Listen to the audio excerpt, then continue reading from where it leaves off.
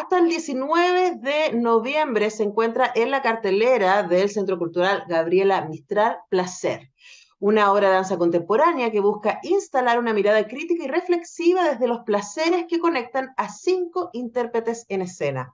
El montaje cuenta con interpretación en lengua de señas y audiodescripción para diferentes audiencias, como personas ciegas, sordas o de baja visión, y que también tiene entre sus cosas interesantes, y de eso vamos a estar conversando con nuestra invitada, la idea de el placer en cuerpos que normalmente no están visibilizados como sujetos de placer, y que me parece que es lo más tremendo de esta propuesta. Estamos con Rocío Argandoña, directora de Placer, esta obra de danza en gran formato del colectivo En Puja, que, como les decía, está en GAM hasta el 19 de noviembre. Rocío, ¿cómo estás? Muy bienvenida.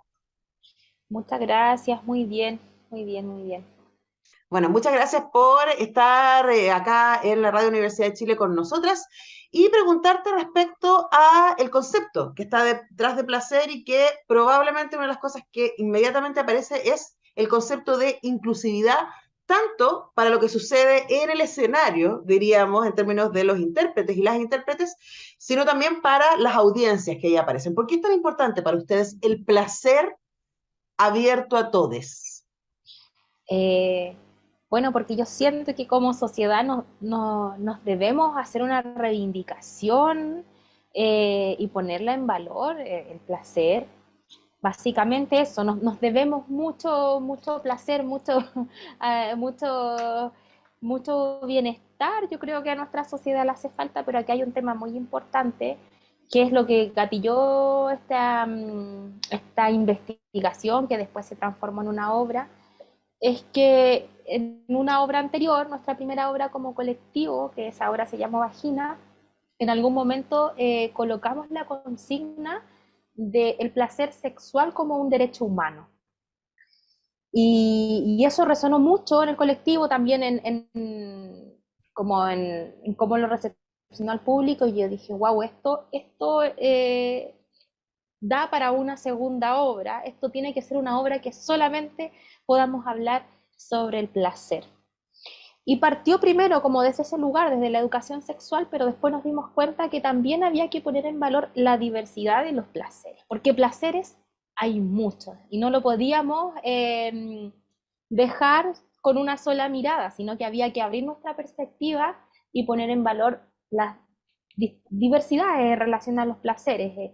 Y ahí, cuando digo, bueno, hay que colocar la diversidad, es que hago una invitación a un elenco muy diverso desde sus disciplinas, desde sus corporalidades, para que desde lo biográfico ellos puedan contarnos sus placeres. Uh -huh. Y ahí también, como yo venía resonando de que el placer venía como es un derecho humano, dije, bueno, esta obra tiene que llegar a todas las personas. Nosotros los trabajadores de las culturas y las artes, ¿a quiénes estamos llegando? Me interesaba mucho trabajar con nuevas audiencias. Así que dije, bueno, esta tiene que ser una obra, y esto es algo que, no solamente en esta obra, esto es algo que ya vino a quedarse con el colectivo, es que debemos hacer obras que tengan accesibilidad universal. Uh -huh. Así que ahí, bueno, trabajamos con la Asociación CREA, que es una asociación que viene harto tiempo ya instalando, investigando distintas herramientas y dispositivos para las artes, para la educación, para distintos ámbitos de la vida de las personas, y que puedan acceder finalmente. Entonces el discurso se completa, no solamente ponemos el discurso del placer, de esta reivindicación, esta resignificación o de construcción del placer, sino que también todo lo que gira en torno a la obra también viene a hacer guiño a esto de un derecho humano, Uh ¿no? -huh. O, o de esto que nos tenemos que hacer cargo como sociedad, porque, eh, bueno, también a mí me resonó muchísimo el estallido social, esto de lo que todos pedíamos como dignidad para las personas. Entonces dije, bueno, yo soy una trabajadora del arte y la cultura, entonces, ¿qué puedo hacer yo desde esta vereda? Uh Entonces -huh. ahí también me hice mucho más consciente, más allá de que veníamos ya, el colectivo tiene un sello muy característico que es trabajar la perspectiva de género, tiene siempre un contenido como político y siempre nos invita a ir como poner obras que inviten a la reflexión, había que hacerse cargo de cosas también. Y una de ellas era poder hacer una obra accesible. Bueno, conversamos con Rocío Argandoña Torres, responsable de la idea original y de la dirección de Placer, con Z, Placer sería, Placer con Z. que está en el GAM hasta el día 19 de noviembre con funciones jueves, viernes y sábado. Así que hoy hay función, viernes y sábado de esta semana y de la próxima. Quedan 6 funciones, esto es a las 18:45 en el GAM. Y yo pensaba cuando estudiaba para esta entrevista, Rocío, respecto a la idea de el cuerpo disponible para el placer. Lamentablemente, nuestra educación erótica ha estado cruzada por el audiovisual y particularmente por el porno, ¿no?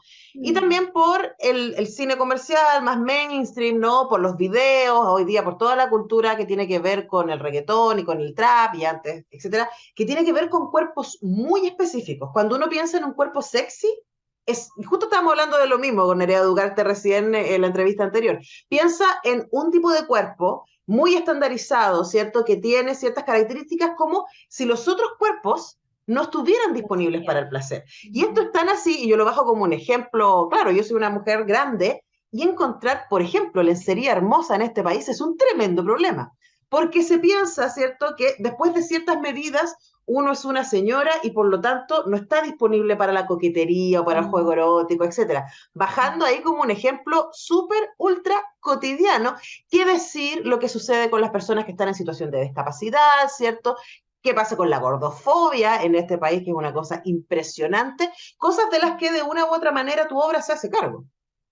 Claro, claro que sí, pues es una reivindicación también sobre los placeres, como ya te mencionaba, y sí, pues, como hacer visible lo invisible de alguna manera, invitar a reflexionar sobre cómo nos atravesó el patriarcado. Ese era también un tema que teníamos en nuestra primera obra y bueno, también en esta, como cómo nos atraviesa y cómo nos instalan un cierto modelo. Y ahí también nosotros nos partimos también la investigación haciéndonos algunas preguntas como ¿quiénes son los cuerpos que pueden sentir placer? Y cómo, en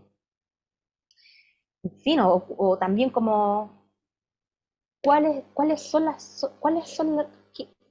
zonas de tu cuerpo que a ti te da más placer, o qué es lo que a ti te causa más placer, Claro, porque siempre se piensa el placer desde un otro.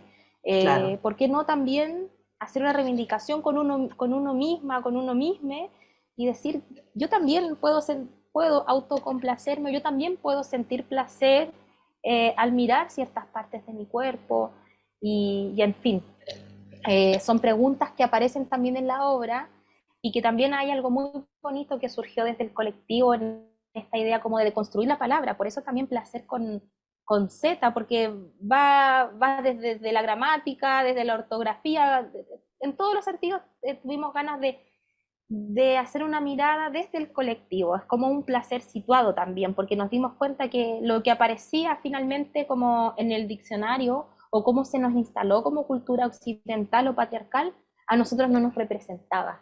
Claro. Entonces, como no nos bastó con eso, reinventamos un placer y escribimos un placer con Z, que en lengua de señas ya tenemos nuestra propia seña y eso también es muy bacán, es muy bonito.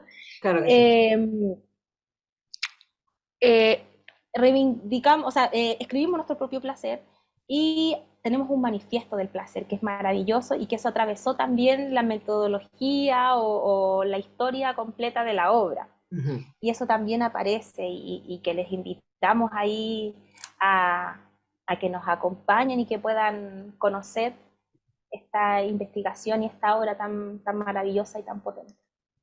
Bueno, para cerrar, Rocío, ahí Carmen Aros Ramírez, Marcela Cerdaguirre, Consuelo Cerdamonge, Diego Ramos Medina y Javier Muñoz Máximos ponen sus cuerpos a disposición de este relato y de esta propuesta. Y tú decías que esta es una obra que se ha trabajado en colectivo y también desde el ejercicio autobiográfico, ¿no? Y antes de saber qué es lo que le va a pasar a los espectadores y espectadoras que vayan, ¿cierto?, a enfrentarse a esta propuesta ahí en el GAM, ¿qué sientes tú que ha pasado con les intérpretes a lo largo de este proceso? Ha sido un proceso de puro placer. Fue un proceso que partió en pandemia. Y partió la investigación así como estamos nosotras ahora, por Zoom, todos encerrados en nuestra casa. Y luego cuando ya empezó a liberarse los aforos, empezaron a eliminarse un poco más las restricciones, ya partimos con lo que era ya la parte de investigación corporal.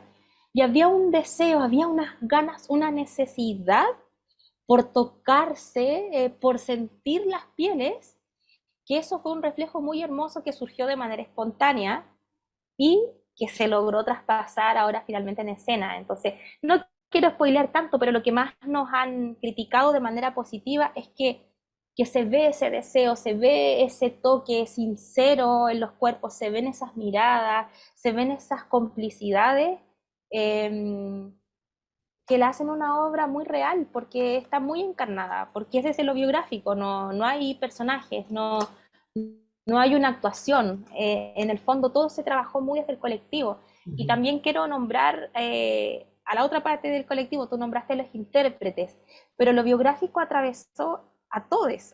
El diseño sonoro, que fue hecho por Tito Cerda, también de alguna manera se pone al servicio de las biografías de los intérpretes, pero también en el componer hace una bajada sensible y también están sus deseos, también está su biografía. Lo mismo con el diseño escénico de Daniela Portillo y Cristóbal Ramos, los audios visuales de María Valeria Ortiz de la Tabla y la iluminación de Susana Belmar. Y, por favor, necesito nombrar esto, que esto que hace que la obra sea única y que también están los cuerpos de Macarena Nieto, que es nuestra intérprete en lengua de señas, y Jarobet Ramírez, que es nuestra intérprete en audiodescripción en vivo, que tenemos también para que las personas ciegas puedan llegar a la obra. Así que, como ya me escuchas, como ya me sienten también ahí quienes están escuchando este programa, somos un equipo súper grande que hemos trabajado súper duro ya casi 2 años y tenemos el fruto de esta obra que ha tenido mucho éxito. Hemos tenido funciones bien llenitas y eso también ha sido como un regalo para nosotros y hemos tenido muy buena crítica también. Así que, por favor, no se la pierdan. Los precios están súper accesibles, van desde las 2 luquitas. Así que es un panorama que es para mayores de 14 años, así que pero que no se la pueden perder. Y sobre Bueno, todo porque queremos llegar a nuevas audiencias, así que a la comunidad sorda les invitamos, a las personas ciegas, baja visión, tenemos todo ahí un equipo también a disposición para todo lo que puedan necesitar, asistencia en la sala. Estamos bien preparados para eso, así que para esperarles con excelente. todo el placer posible. Me encanta. Entonces, a partir, o sea, ya la obra ha tenido varias Ya funciones, estamos. les quedan 6 funciones. Hoy, Mm. mañana y el sábado, y el próximo jueves, viernes y sábados, está entonces Placer en el GAM. Hemos conversado con su directora, responsable es la idea original, Rocío Argandoña Torres. Rocío, muchas gracias por este tiempo con Radio Universidad de Chile. No, gracias a ti. Muchas gracias.